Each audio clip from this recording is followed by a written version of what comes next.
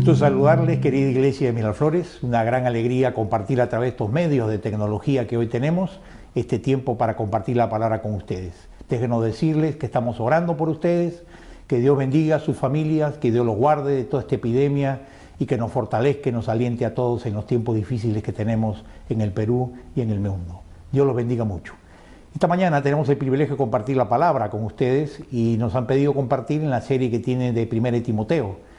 Y queremos presentar la primera diapositiva en la cual presentamos que el tema a tratar esta mañana o esta tarde es la batalla por la verdad. La batalla por la verdad.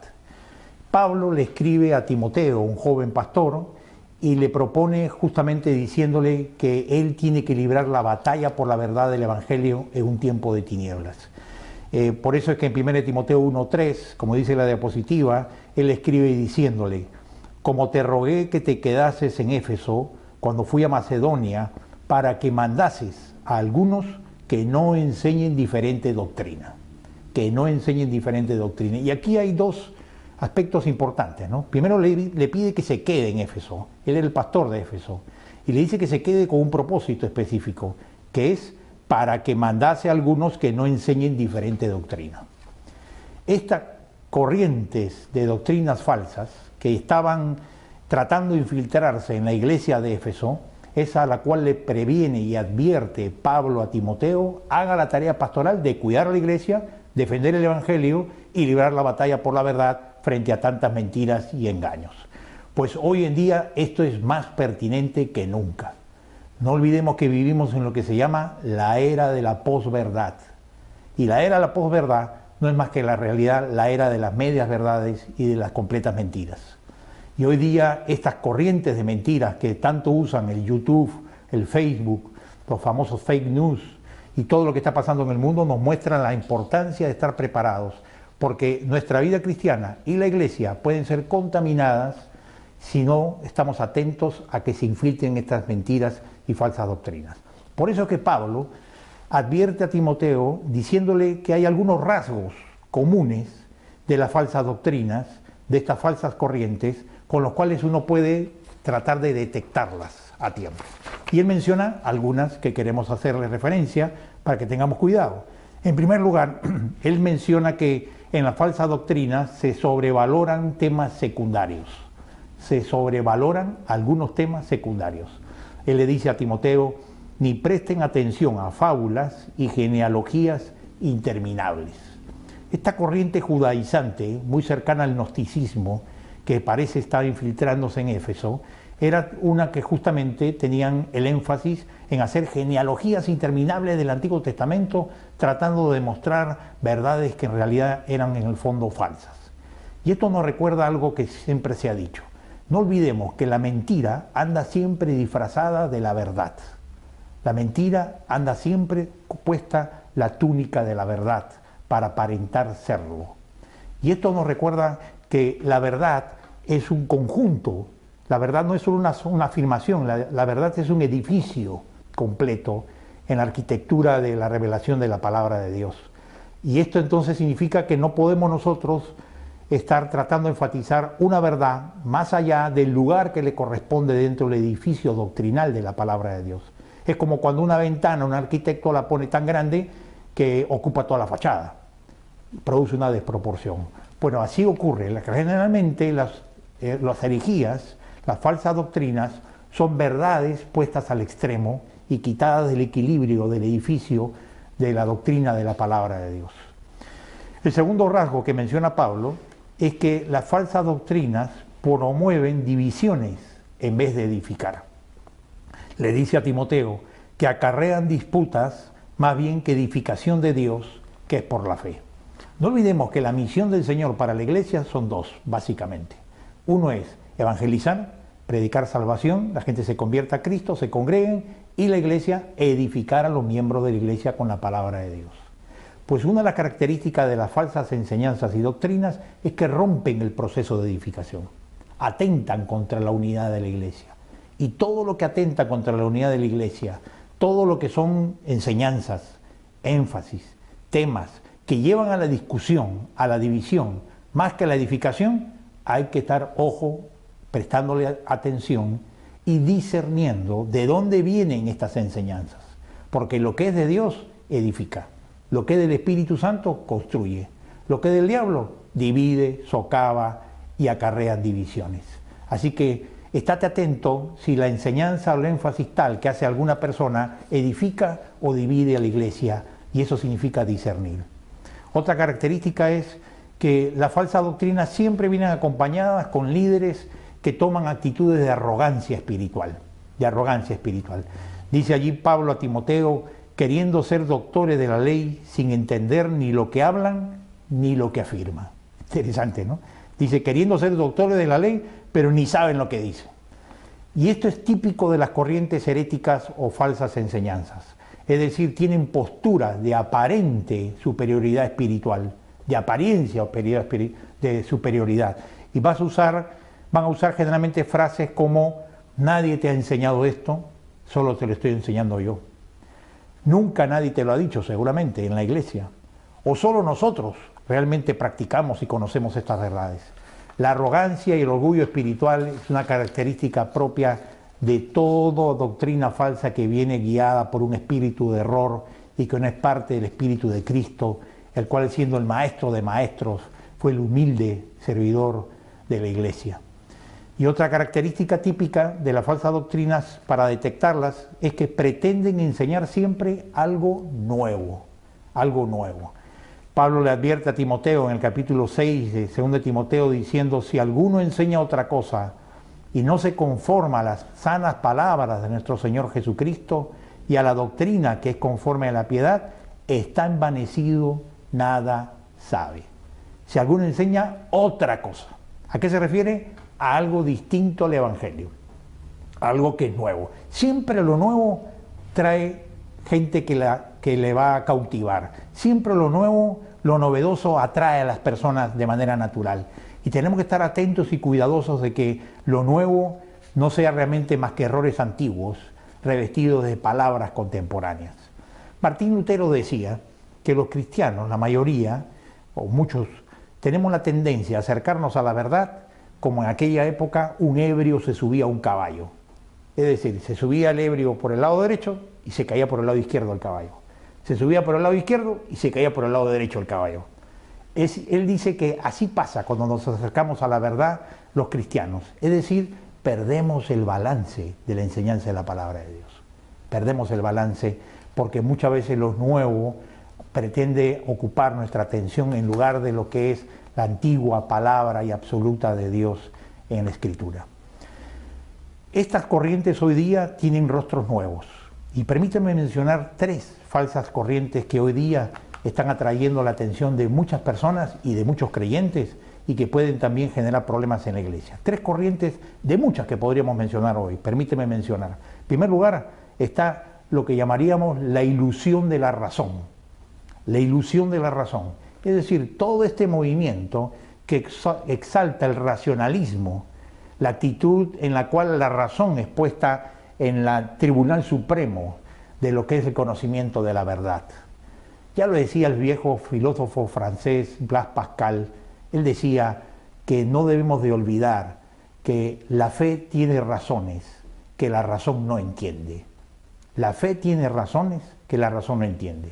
Es decir, que cuando pretendemos establecer la razón como el último pináculo de la cima del conocimiento de la verdad y desechamos la autoridad de la revelación escrita de la palabra de Dios, nos quedamos el hombre profesando ser sabios y haciéndonos necios. Y caemos en el absurdo de perder el sentido de la vida y el propósito aquí y caemos en un vacío existencial. Tengamos cuidado con el racionalismo que se está colando y filtrando en la teología, de manera tal que ahora hay teologías como la llamada teología queer, en la cual grupos homosexuales que se llaman cristianos han elaborado esta falsa teología para justificar su práctica y conducta homosexual y lesbiana y transexual. Y usando racionalismo. Y te dicen que creen en la revelación de Dios, en la inerrancia de la Escritura y en la inspiración plena. Sí, te mencionan todo lo que aparentemente son las doctrinas claves, pero a todas le quitaron propósitos. Y al final niegan la palabra de Dios con errores tremendos. Un segundo error que hoy día es común es lo que llamaríamos el endiosamiento del hombre. El endiosamiento del hombre es el hombre la medida de todo. Es decir, tal cosa es verdad o no de acuerdo a lo que es mis intereses egoístas.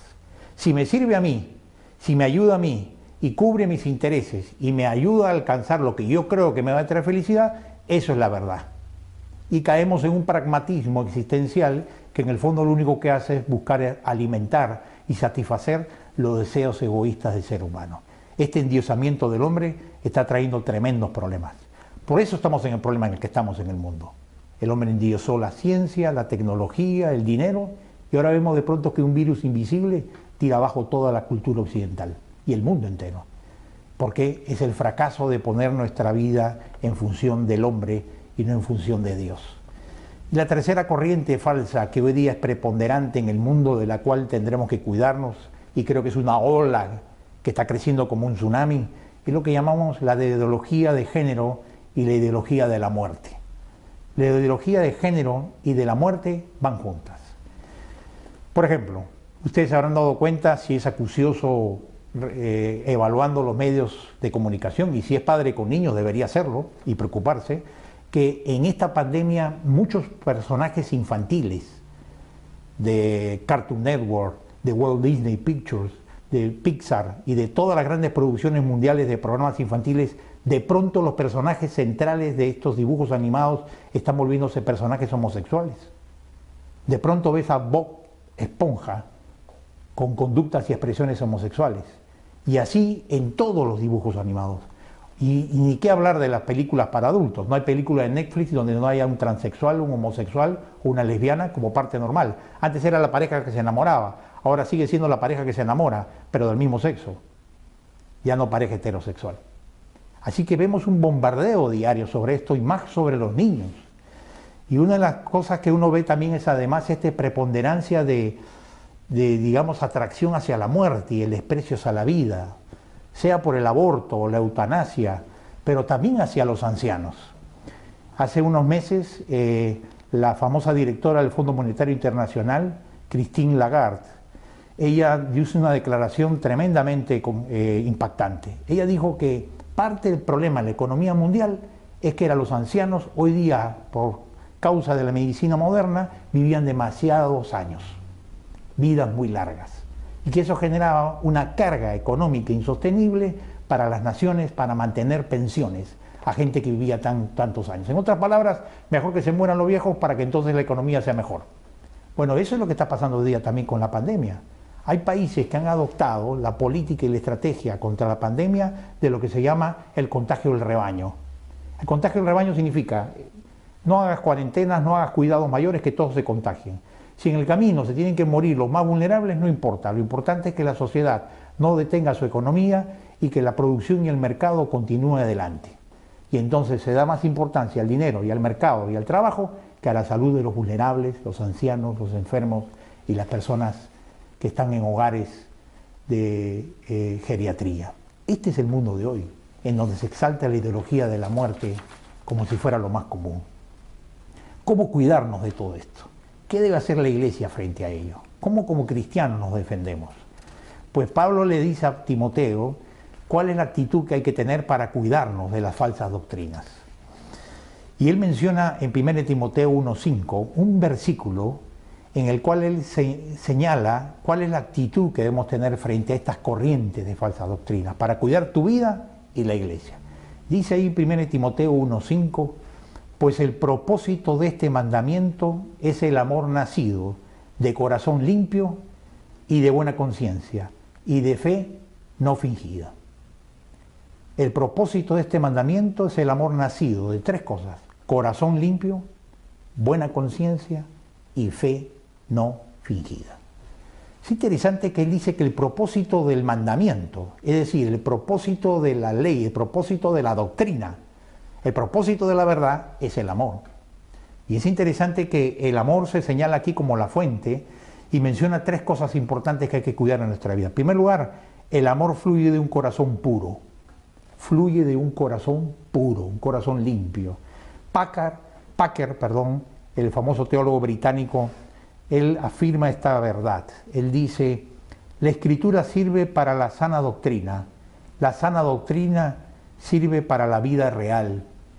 Y la vida real sirve para un crecimiento auténtico de la iglesia. Él lo que te está diciendo es que el amor y la verdad van juntas. Muchas veces nosotros los separamos y decimos, no, como pobrecito hermano vas a decirle que está equivocado, que está enseñando falsas doctrinas o que está en el error. Por amor hay que pasarlo por alto. No, la Escritura no enseña esa clase de amor. El falso amor convalida o subestima la verdad. El verdadero amor siempre va de la mano de la verdad. Se habla la verdad en amor, como dice Pablo.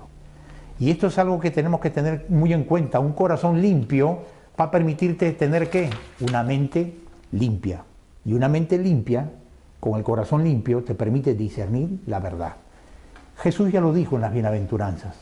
En Mateo 5:8 él dijo, bienaventurados los de limpio corazón, porque ellos verán a Dios. Los de limpio corazón verán a Dios. ¿Qué significa? Que el conocimiento más profundo de Dios depende de la pureza de tu corazón. ¿Quieres conocer más a Dios? ¿Quieres acercarte más a Dios? Limpia tu corazón más de todo pecado, todo pensamiento y toda cosa ajena a la santidad de Dios. La segunda cosa que Pablo dice que hay que cuidar en nuestra vida es que el amor crece en una buena conciencia. En una buena conciencia. Ya lo dice en Timoteo 4:16. Dice, ten cuidado de ti mismo y de la doctrina. Persiste en ello, pues haciendo esto te salvarás a ti mismo y a los que te oyeren. Él te dice, ten cuidado de ti mismo y de la doctrina. ¿De qué tienes que cuidarte primero? ¿La doctrina o a ti mismo? Pablo dice, a ti mismo. Primero cuídate tu vida, cuida tu conciencia. Cuida tú que tu conciencia, ¿qué es la conciencia? Es la capacidad puesta por Dios en cada alma humana para diferenciar lo bueno de lo malo. Es lo que Pablo llama en Romanos la ley escrita en los corazones. Esa ley moral escrita que en el fondo de tu conciencia, cuando haces algo bueno o malo, la conciencia te está diciendo, esto no está bien o esto está bien. Bueno, lo que te está diciendo aquí es que hay que cuidar la buena conciencia. Qué importante en el Perú recordar esto, ¿sabes? Creo que todos estamos sorprendidos con el Perú. Todos nos preguntamos, ¿cómo hemos llegado a esta situación en nuestro país? ¿Cómo es posible que el Perú haya llegado a ser el país en el mundo con más muertos en proporción al número de habitantes? ¿Cómo llegamos a este desastre? ¿Cómo llegamos a tantas muertes? ¿Cómo llegamos nosotros a contar los muertos y no los contagiados? ¿Por qué estamos así? Yo creo que esto está profundamente relacionado a este principio bíblico. Es decir, la buena conciencia no ha presidido nuestra sociedad peruana. Vivimos una sociedad desmantelada por el pecado, por una cultura transgresora, en donde el vivo es el que engaña, roba, coimea. Por eso tenemos a tantos presidentes y seguro también algunos futuros presidentes presos o perseguidos o huyendo de la justicia. La gente no acata la autoridad, no respeta los principios, no respeta al prójimo y por eso produce esta cantidad de muertos. Y además del desastre del sistema de salud que tenemos, de tantos gobiernos corruptos que se robaron el dinero en lugar de pensar en el pobre y el necesitado. Realmente el carácter y la doctrina, nunca debemos de olvidar, como dice la siguiente diapositiva, van juntas. Si la palabra produce en ti una buena conciencia, esto traerá en ti una vida que Dios podrá bendecir y usar para la bendición de otros. Y finalmente, el amor movido por una fe no fingida, dice Pablo, es clave para cuidarnos del error y las falsas doctrinas de esta era de la posverdad. Aparentar la fe, nunca te olvides, siempre es fácil. Aparentar que soy creyente o para cualquiera tener fe es muy fácil. No basta más que simplemente vincularte a un templo con cierta regularidad, cumplir con los ritos y ceremonias mínimas que esa iglesia enseñe, amar el legalismo de ciertas normas y conductas externas que aparentan tener una fe, y con eso puedes quedarte tranquilo que entre lo demás tú eres una mujer creyente, un hombre creyente y gente fiel. Pero realmente en la palabra de Dios una fe no fingida tan fácilmente puede pasar como verdadera. En la Escritura la fe de corazón se distingue de la fe fingida en que no se basa en las conductas externas como principal fuente, sino se basa en un corazón que busca a Dios, se humilla ante Dios a solas y delante de Dios nos quebrantamos por nuestros pecados. Reconocemos nuestras fallas, las que nadie ve, sino solo Dios y tú. Y tú puedes decirte delante de Dios, que somos pecadores y necesitamos del Señor. Necesitamos que todavía limpie nuestra conversación, nos dé victoria frente al orgullo, nos guarde de la impureza moral, nos guarde de los afanes, nos guarde de todo lo que nos aparta de Dios. La fe de corazón se distingue de la fe no fingida, en que la fe de corazón se basa en un corazón que busca a Dios y se quebranta ante Él, y no simplemente en apariencias de piedad externas. Por eso necesitamos en estos tiempos crecer en la verdadera fe, más que nunca en medio de la pandemia. ¿Sabes qué es lo que más necesitamos en estos días? Algunos dirían la vacuna. La vacuna va a venir, no te preocupes. No sé si tan rápido como queremos, pero realmente lo que más necesitamos antes que llegue la vacuna es fe. Porque la vacuna va a demorar, por lo que están diciendo, en el mejor de los casos. Pero la fe te va a sostener y fortalecer y darnos el aliento para enfrentar todo este confinamiento. ¿Sabes qué es lo más difícil de la pandemia para mí? Para algunos es el miedo a contagiarse, la muerte, los seres queridos. También. Yo creo que lo difícil es no poder encontrarte con los amigos, con los familiares, con los hijos. Somos seres sociales. Al cortarnos este aspecto, se debilitan las fuentes de nuestro ánimo, nuestra fortaleza y nuestra valentía para enfrentar la vida. ¿Cómo compensamos eso? Hay que aprender de la fe de Abraham. Yo recuerdo a Abraham en estos días de pandemia. Me hizo pensar Abraham. Quiero compartirte para terminar un versículo de Abraham, en el cual nos recuerda algo que es fundamental, y es que tenemos que recordar que la fe genuina siempre es creer, y que creer es dejar a Dios ser Dios. Creer es dejar que Dios sea Dios. Creer no es manipular a Dios. Creer no es pedir hasta que Dios no lo dé, y si no me lo da me resiento y me voy de la iglesia porque Dios no me contestó. No, creer es reconocer que Dios es Dios. Él está en el trono y yo estoy en la tierra. Él es Dios y yo su servidor. Fíjate lo que dice allí en Romanos 4:21. Dice allí que Él pone su actitud en la promesa de Dios, y habiendo puesto su actitud en la promesa de Dios, descubre que Él es perfecto y poderoso. Y sabes que realmente en estos días, si algo nos falta crecer, si algo está puesto a prueba, es nuestra fe verdadera del corazón en Cristo, que Él está en control de todo, que Él es el Señor y que Él por lo tanto es quien gobierna nuestras vidas. En estos días necesitamos avivar nuestra fe diciéndole al Señor: Señor, somos como tierra seca y árida, donde no hay agua. Necesitamos que el Espíritu Santo y el poder de Dios nos vivifiquen, nos fortalezcan. Dependamos del Espíritu Santo cada día para que el agua fresca de su palabra bañe el desierto de nuestra alma y nos reverdezca, nos fortalezca y nos vivifique con el poder del Espíritu para enfrentar con valentía lo que reste de la pandemia y los desafíos nuevos que nos presenten esto. Te pregunto, ¿tienes fe genuina? ¿Tienes fe verdadera? ¿Tienes buena conciencia? ¿Tienes un corazón puro que está cuidándolo? ¿Por qué no le pedimos al Señor que nos ayude a vivir de esta manera estos desafíos de la pandemia? Te invito a orar para terminar. Oremos. Padre Santo, gracias te damos por tu palabra que es lámpara a nuestros pies. Señor, si hay personas aquí desanimadas, desalentadas, tal vez incluso distanciadas de ti por causa de las dificultades de este tiempo, te rogamos, aviva tu espíritu en sus corazones. Guárdalos del error, de corrientes falsas que lo desvíen del camino de la fe. Bendice cada persona, cada familia y la iglesia. En el nombre de Jesús. Amén. Que el Señor los bendiga.